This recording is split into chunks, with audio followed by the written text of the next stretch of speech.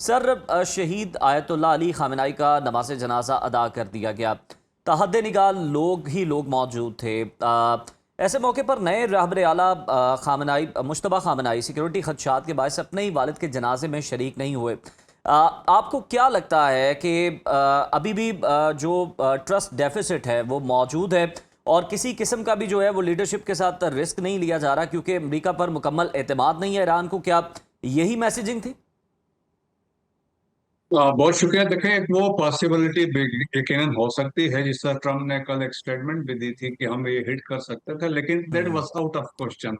क्योंकि इस तरह के जो सेरेमनीज होती हैं और जिसमें when the people they are emotionally जी। चार्ज है, अटैच्ड हैं, तो अगर खुदा न खास्ता कुछ होता तो हम्म। इसराइल का नाम और निशान मिट जाता। तो वो पॉसिबल देख उनको पता था कि क्या कुछ हो सकता है। सही।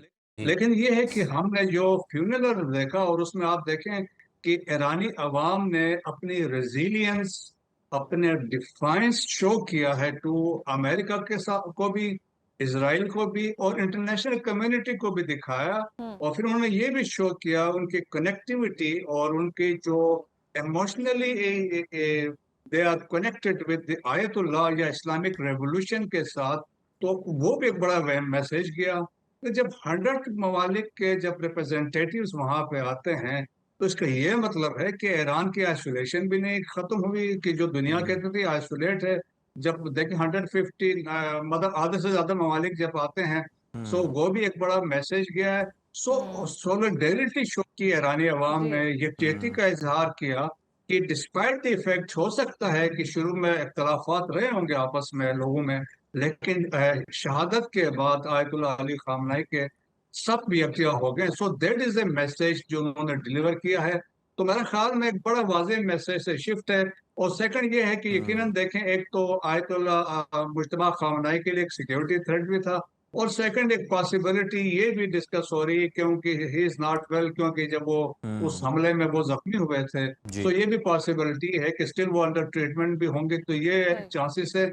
बट स्टिल जो भी है, देखें कि जो भी आयतुल्लाह है ईरान के अंदर इज ए सिंबल है एक पूरे आलम इस्लाम के लिए। तो उनकी जो लाइफ है बहुत इंपॉर्टेंट है। और वैन हमने आयतुल्लाह अली खामनाई के बेशक। शहादत के बाद जो दुनिया भर से रिएक्शन देखे। सही। अच्छा मसूद साहब, दुआया तकरीब के दौरान जो बात तवज्जो का बायस बनी वो गैर मुल्की वफ्द के लिए मखसूस कुरानी आयत का इंतखाब है और सऊदी वफ्द की आमद पर पढ़ी जाने वाली आयत को सबसे ज़्यादा डिस्कस किया जा रहा है। आप क्या समझते हैं कि ईरान जो मुस्लिम ममालिक को पैगाम देना चाहता था उसमें कामयाब हुआ है? जी हाँ, मेरे ख्याल में ईरानियों ने बड़ा एक खूबसूरती देखी और कमाल देखा, जिस तरीके से उनने चीजें ऑर्गेनाइज की थी और जिस तरीके से सिस्टम, जिस तरीके से एक हर चीज एक ऑर्डरली मैनर में हुई। हम्म। और जिस तरह कुरान की आयतों का जिस तरह सिलेक्शन की गई तो एक वाज़ेह मैसेज था। हम्म। और सऊदीज का ये था, देखे वो इनवाइट भी नहीं थे, दे वर नॉट इनवाइटेड। वो हम्म। खुद आए हैं, डेलीगेशन वाज लेड बाय उनके डिप्टी फॉरेन मिनिस्टर आए हैं, तो एक बड़ा वाज़ेह मैसेज था। और सऊदी अरब, आप देखें कि पाकिस्तान ने सऊदी अरब को साथ जिस तरह बातचीत की और उनको हम्म। मोटिवेट किया था कि आप इसमें इन्वॉल्व ना हो।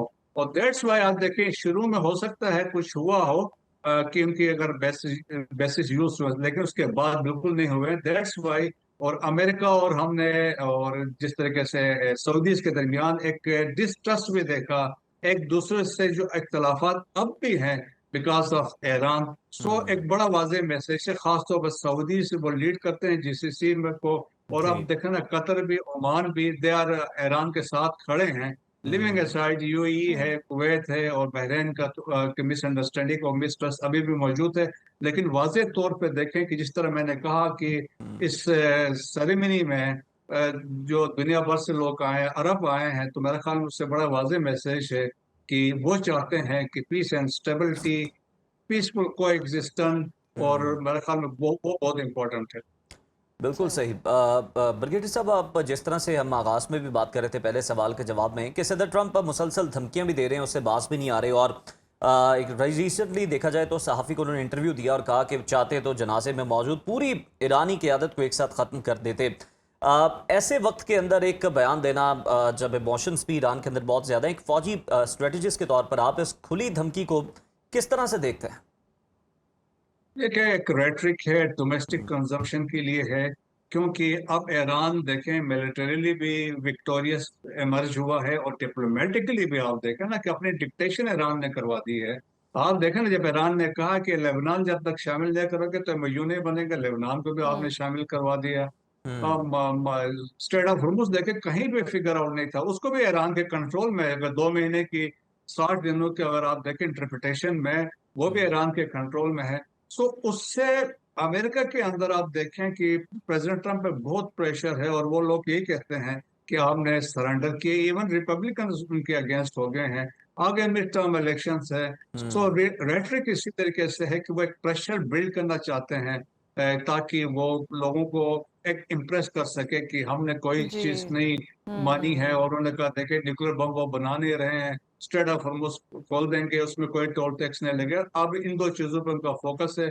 बाकी हम्म, देखें ईरान के मामले में, और अभी आप देखें कि अभी जो जी इतलात आ रही हैं कि वो अभी जिस कंट्रीज से भी बेसिस लाइकली अपने विकेट जी करने लगे हैं, और वो हम्म इसराइल के नेगेव डेजर्ट में कोई चीजें वहां एस्टेब्लिश करने लगे।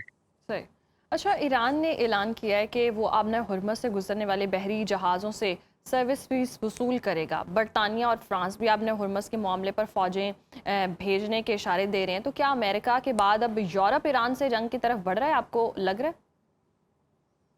देखिए इंटरनेशनल कम्युनिटी का ये मानना है, जो मेजॉरिटी आप समझ लें कि वो सब कहते हैं कि straight of Hormuz international waterway है और हम्म इसमें किसी किस्म की कोई टोल टैक्स वगैरह नहीं लग सकती नहीं है, लग सकती, और जी। इस पे कंसेंसस है। सो हम्म देयर फोर देखें अमेरिका भी यही कह रहा है तो यूरोप भी यही कह रहा है, और हम्म इवन दो जिस कंट्रीज का भी ये मानना है। अगर आपको हम्म याद हो, अब रिसेंटली मार्को रूबियो अभी जब बहरीन जीसीसी कंट्रीज का विजिट किया, तो जो एक जॉइंट कम्युनिके निकला था, उसमें भी यही उन्होंने कहा था, unconditional free passage, no toll tax वगैरह यहाँ से निकलेंगे। अब क्या मसला है कि अब देखे कंट्री जो जीसीसी कंट्रीज में ओमान पे हम्म बड़ा प्रेशर था। पहले वो ईरान के साथ था, जब ट्रम्प ने कहा हम ओमान को बम करेंगे तो ओमान पीछे हट गया है। हम्म अब ये है कि ओमान ये कह रहा है कि वॉलंटरीली अगर कोई जाता है पैसे दे जाता है तो ठीक है, लेकिन ईरान कहता है ओब्लिगेटरी होना चाहिए कि यहाँ पे हम्म वो एक टोल टैक्स दे फॉर द जी maintenance of hmm the state के तौर पे। सो अब इस पे डिवीजन है, लेकिन जनरली आप देखें कि कंसेंसस से हैं। अब मसला क्या आ रहा है, आर्टिकल 5 ऑफ एमओयू की इंटरप्रिटेशन में कंफ्यूजन हो रही है, जिसमें हम्म लिखा हुआ है कि अगले 60 दिन तक ईरान इसको ओवरसाइट करेगा और ईरान इसको मैनेज करेगा। मैनेज दैट्स करेगा, वाई सही। ईरान क्यों कह रहा है कि भाई आप हमारी साइड से गुजरे, जो हम रूट आपको हम्म बता रहे हैं, नॉट कि ओमान वाली साइड से गुजरे, क्योंकि वहां पे सही अमेरिकन बैठे हुए। हम्म सही। अच्छा मसूद साहब 11 जुलाई को हम देखें तो पाकिस्तान में मेज़ सजने वाली है। पाकिस्तान को अमरीका ईरान टॉक्स के दौरान अपनी सिक्योरिटी और सिफारती तवाज़ुन को बरकरार रखने के लिए कौन से चैलेंजेस हैं जिनका सामना करना पड़ सकता है? देखें जी, एक तो ये बातचीत हो रही है, और उससे पहले वो उनके इंटीरियर मिनिस्टर मोमिनी जो है वो आ रहे हैं, उनके साथ बहुत बड़ा डेलीगेशन आ रहा है। उसमें ट्रेड भी है, फॉरेन अफेयर्स भी है, माइंस और मिनरल्स वाले भी लोग हैं, वो भी आ रहे हैं। तो उसमें एक तो वो भी बातचीत होगी, बायलैटरल से बाहर निकल के बहुत सारी बातचीत होनी है। और हम्म उसके बाद जो दूसरी और सेकंड राउंड होना है वो इस्लामाबाद में होना है। और उसमें देखें कि बातचीत को लेके आगे चलना है, और दो कोर इश्यूज जिस तरह हमने कहा कि जो सेंट्रल इश्यूज हैं वो स्ट्रेट ऑफ हॉर्मुज से और न्यूक्लियर पे बातचीत होनी है, तो it will take some time. सही। और लेकिन ये है कि चीजें स्टार्ट होंगी, और क्योंकि आप देखें पिछला वाला जो बातचीत हुई थी दोहा में, उसमें पाकिस्तान की तरफ से जो स्टेटमेंट आई थी, उन्होंने कहा था पॉजिटिव डेवलपमेंट है। सही। सो दोनों अभी चाहते हैं कि इसका कोई रास्ता निकले और उसको सेटल करें। हम्म होपफुली कि स्टार्ट अच्छा हुआ है, बेहतरी की तरफ जाएंगे। बाकी ये रेट्रिक्स तो चलते रहेंगे, ईरान सही। की तरफ से भी और हम्म अमेरिका की तरफ से भी। सही, चलें वी होप कि सब बेहतरी की तरफ ही जाए। अच्छा, दोहा मुज़ाकरात के बाद ईरान ने चंद अरब डॉलर के मुंजमद असासे बहाल होने का दावा किया था, जिसकी अमेरिका ने तरदीद की। अब पाकिस्तान में होने वाले मुज़ाकरात में पाबंदियों के खात्मे और जौहरी प्रोग्राम पर किसी ठोस ब्रेक थ्रू की उम्मीद है? जी हाँ, देखिए लाइकली है, क्योंकि ईरान का मानना यह है कि वो कहते हैं कि ये जो मेजर इश्यूज पे जाने से पहले कुछ कॉन्फिडेंस बिल्डिंग करें।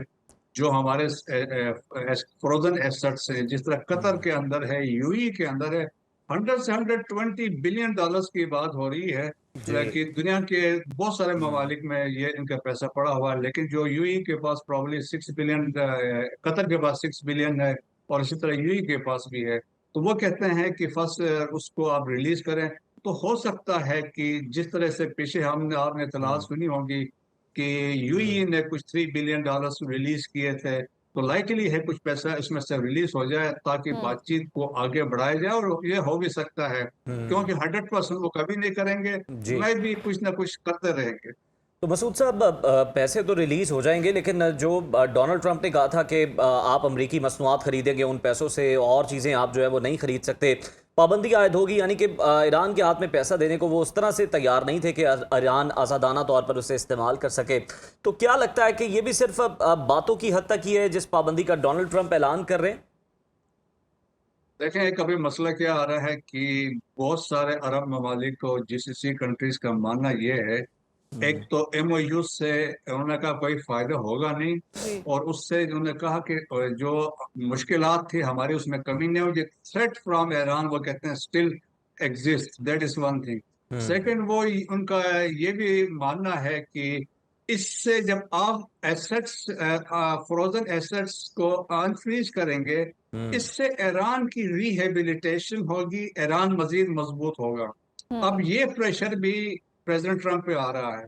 सो दैट्स वाई वो कहता है इंस्टेड कि हम पैसा रिलीज करें, आप कहीं जाके वेपन्स खरीदें या कोई और चीज करें, हम इसकी जगह पे आपको सोयाबीन देंगे, आपको गंदुम देंगे और चीजें देंगे। जी। सही। लेकिन यकीनन ऐसा हर जगह हर टाइम पे मुमकिन नहीं है।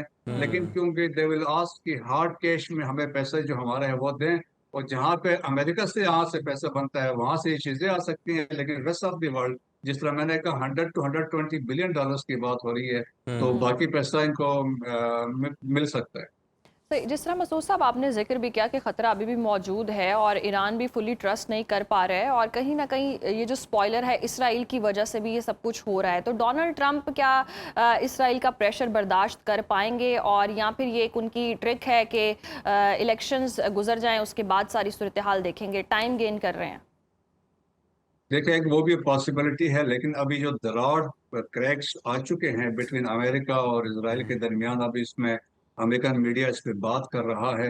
अब लोग कहते हैं कि इसराइल को पहले it was considered as a asset के तौर पर, अब वो कहते हैं that has become a liability. और जिस तरीके से उन्होंने कहा, अमेरिका को उन्होंने जिस तरीके से इन्वॉल्व किया बहुत सारी चीजों में, आप भी देखें ना, अमेरिका जिस तरीके से इस जंग में कूदा, वो दे थॉट कि जिस तरह हमने वेनेजुएला दो एक दिन में साफ किया तो ये भी कर देंगे। जी। उससे उनके तो बड़ी एम्बेरसमेंट अमेरिका का हुई है। सो दैट्स वाई अभी आप देखें कि जिस तरह आपने जेडी वेंस को कहा था, उन्होंने कहा था smell the ground reality, Israel को कहा था। और दैट्स वाई कि अमेरिका अभी बैकफुट पे जा रहा है, इसराइल को छोड़ रहा है, और इसराइल समझता है, देखें, कि इसराइल के नॉट सर्वाइव 1 वीक। अगर अमेरिका वहां से हट जाए तो वो ईरान उसका सफाया कर देगा। सो ईरान इसराइल की भी अपनी मुश्किलात हैं, लेकिन ये है कि अमेरिका में रियलाइजेशन है कि हमने इसराइल की जंग में कूद के बड़ी नुकसान उठाया। दैट्स नुकसान वाई उठाया। कैटेगोरिकली अब उनको मैसेजिंग कर रहे हैं कि आप लेबनान पे हमले न करें, जिस तरह या गजा पे करके उन्होंने कहा हमें आपने एम्बेरस किया है। बट स्टिल देखें कि इसराइली जो है, जिस तरीके से अभी कल भी उन्होंने साउथ लेबनान पे हमले किए हैं, हमले किए हैं। जी। एज वहां पे स्ट्राइक्स किए हैं, तो वो चीजें जारी रखेंगे ताकि वो इनको इस एमओयू को नुकसान पहुंचाएं। सही। बिल्कुल सही है, एमओयू को नुकसान पहुंचाने की भी कोशिश है। बहुत शुक्रिया, ब्रिगेडियर रिटायर्ड मसूद अहमद खान साहब हमारे साथ मौजूद थे और इस अहम मामले पर अपना तज्जिया दे रहे थे।